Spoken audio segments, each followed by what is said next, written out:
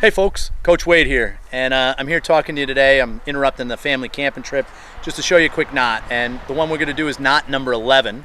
It's called the Bowline on the Bight, and you're going to see it looks like a lot like a bowline. It basically has the same features in that collar.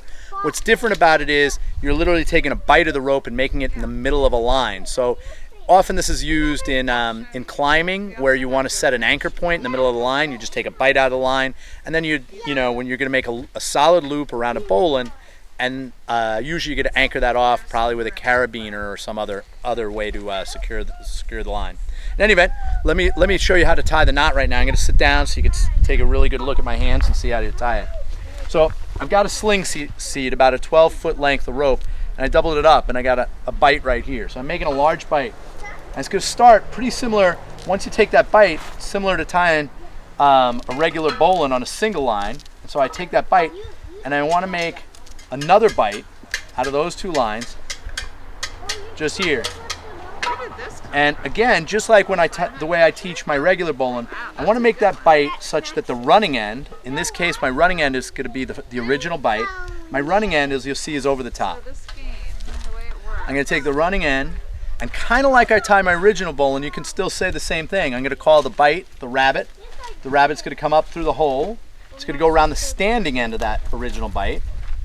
So that's the tree. So he came up through the hole around the tree and right back down the hole. And there's what we've created. And when we're done, the original bight is the running end, and it's on the inside, just the way it needs to be on a regular bowline.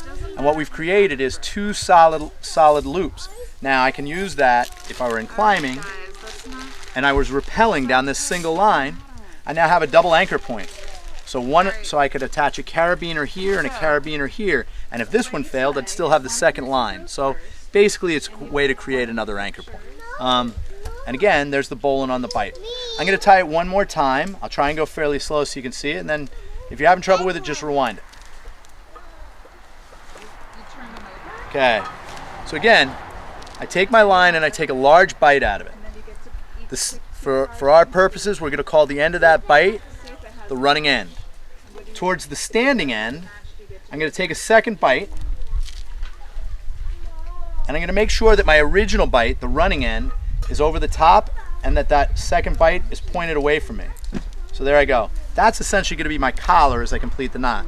I take my running end, I call it the rabbit, and I pass the rabbit through the underside of the second bight, around the standing end, and just the way I tie a regular bowline, I go back down, the rabbit goes back down through the hole, and then I dress my knot up. And again, when we're done, we can see it looks just like a bowline. Here's my bottom collar, and the running end finishes up on the inside of the knot. There you go, bowline on a bight.